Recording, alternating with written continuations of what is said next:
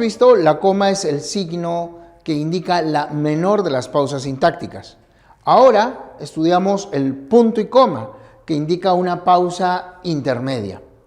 Este signo, que es muy antiguo, en la Edad Media se lo llamaba semicolon, está constituido por un punto que se sobrepone a la coma, siempre de esta manera. Se emplea para separar enumeraciones complejas y las proposiciones que constituyen una oración compuesta. Es, dicho sea de paso, y lo señala la propia Real Academia en su Diccionario Panhispánico de Dudas, el signo de mayor subjetividad, lo que no significa que deba obviarse. Al contrario, es un signo muy útil.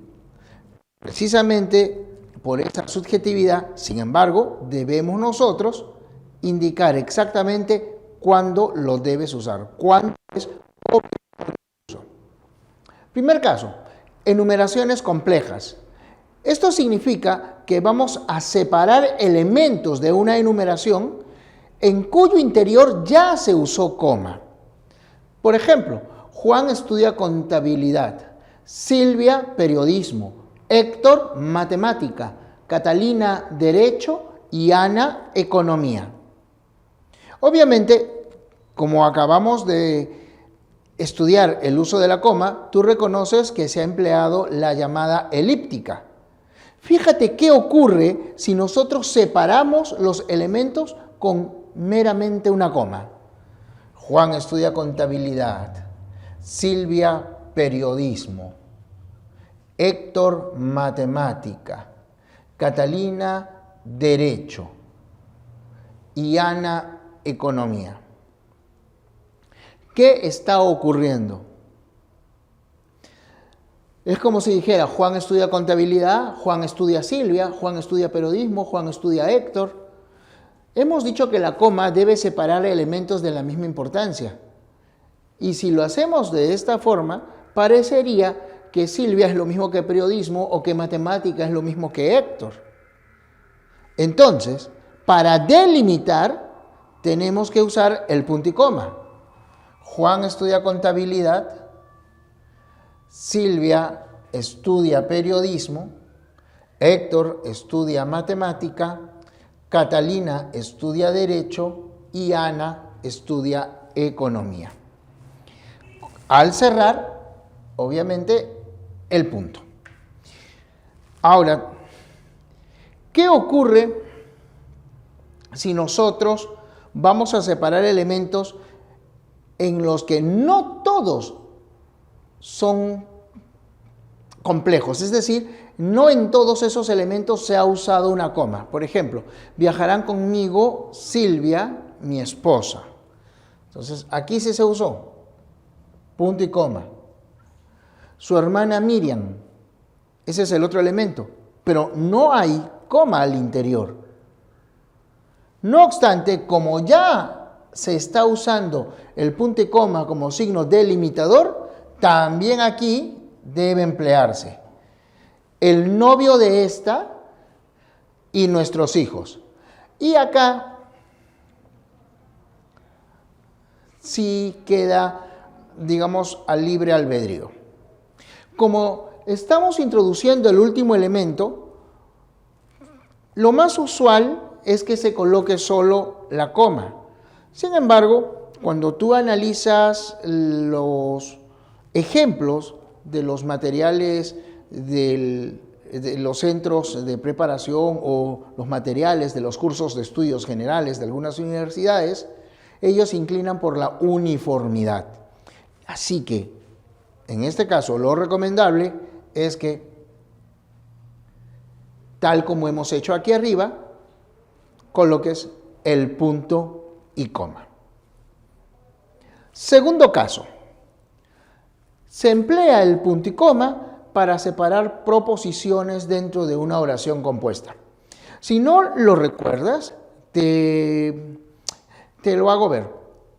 Una oración compuesta es aquella unidad que transmite un mensaje en el que mínimamente hay dos ideas. Cada una de esas ideas es una proposición. Entonces, sobre todo cuando la oración es de cierta extensión, es necesario separar cada idea, cada proposición, mediante un punto y coma. Por ejemplo, el sismo produjo pocas víctimas hasta ahora. Sin embargo, se mantiene el estado de emergencia en los hospitales por temor a las réplicas del movimiento. Entonces, ¿usamos así? Separamos las ideas. Esta de aquí es una relación mediante un nexo adversativo. Otra recomendación, cuando este nexo sea una locución, o sea más de una palabra, sin embargo, por consiguiente, por lo tanto, en consecuencia, cuando tenga esa estructura pluriverbal, es lo más adecuado usar un punto y coma antes del nexo y luego una coma.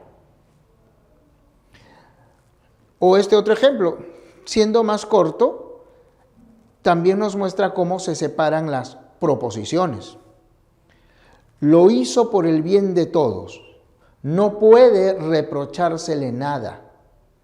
Tenemos dos ideas. Entonces, lo hizo por el bien de todos es una. No puede reprochársele nada la otra. Se separa de esa manera. Debieras salir más abrigado. Ha hecho frío por ese lugar en estos días. Entonces, aquí.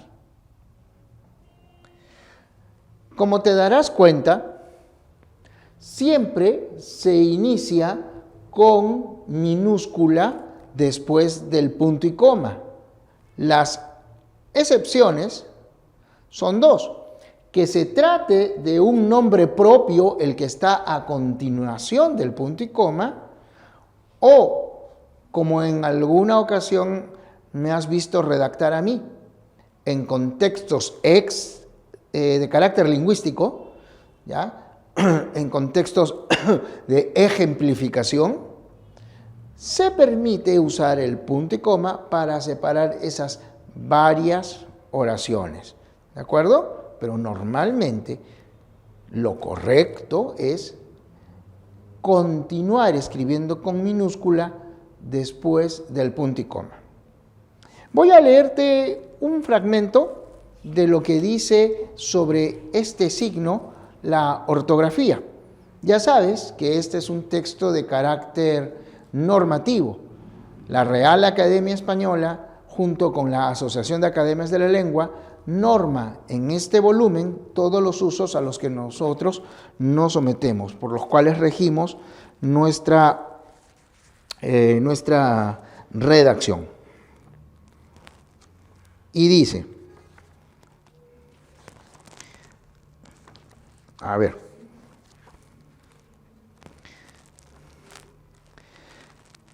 el punto y coma es un signo cuya figura está compuesta por un punto que se superpone una coma. Siempre se escribe pegado a la palabra o al signo que lo precede. La primera palabra que aparece tras el punto y coma debe escribirse siempre con minúscula, salvo las excepciones que yo te he mencionado. El punto y coma forma parte del grupo de signos de puntuación que aquí se han denominado delimitadores principales, pues tiene como función separar unidades textuales básicas. Si te das cuenta, cada una de estas unidades, en cualquiera de los ejemplos, en cualquiera de los casos, cada una de estas unidades que se ha separado mediante el punto y coma, de no encontrarse acompañada, podría constituir una oración. Es decir, cuando estas enumeraciones, estos enunciados se tornan complejos, ese es el caso en que, como señala aquí la ortografía, obligatoriamente debe emplearse el punto y coma, porque la pausa sintáctica es mayor. Por eso aquí alude, lo repito, dice unidades textuales básicas, a diferencia de cuando nosotros estudiamos el signo de la coma, en el cual Los elementos podían ser meras palabras o frases, ¿ya? Bueno, vamos ahora con el uso del punto. Este signo es el que constituye la mayor pausa sintáctica y, según el uso, puede denominárselo como punto seguido, punto aparte y punto final. En algunos lugares, como España, se dice punto y seguido, punto y aparte, pero nunca se dice punto y final, o sea, solamente es punto final.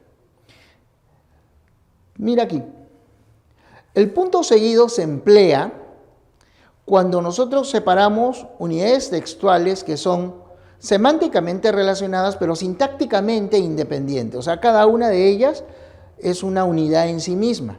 Hay una relación de significado, sí. Para eso se emplea el punto seguido. Pero cuando dentro de un texto vamos a iniciar el desarrollo de una nueva idea, entonces empleamos el punto aparte.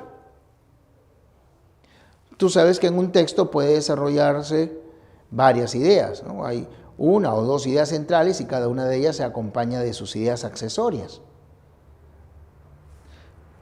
Y el punto final se emplea para dar por concluido un texto. Desde una oración, como hemos hecho aquí nosotros o en los ejemplos de la coma, hasta un párrafo, un texto.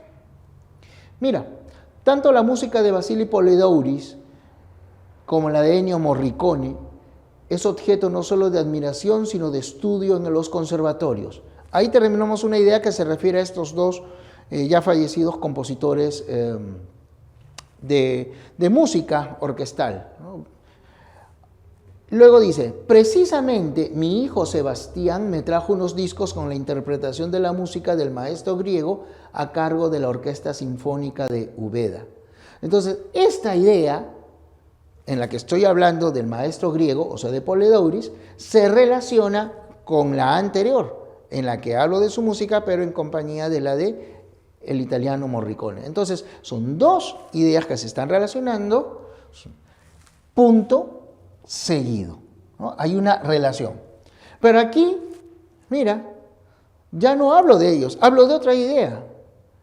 Menos clásico, pero igualmente importante, es Hans Zimmer, entre cuyas composiciones se halla la banda sonora de Piratas del Caribe. Es decir, pasé de hablar de estos señores a hablar de otro. Ya comienzo a desarrollar otro tema. En ese caso, el punto es aparte. ¿Ya? El punto es aparte. Pero mi texto ya termina aquí. No añado ningún otro comentario. Entonces, punto final. Y se concluye. Estos son los usos que podríamos denominar lingüísticos para el punto. Pero recuerda, también hay otros. Por ejemplo, para cerrar las abreviaturas.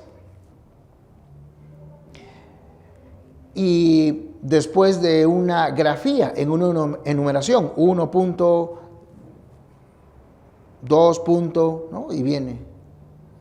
Eso sí, recuerda que en los títulos, en los subtítulos, en los pies de una fotografía o de un gráfico, no debe usarse el punto para cerrar el enunciado.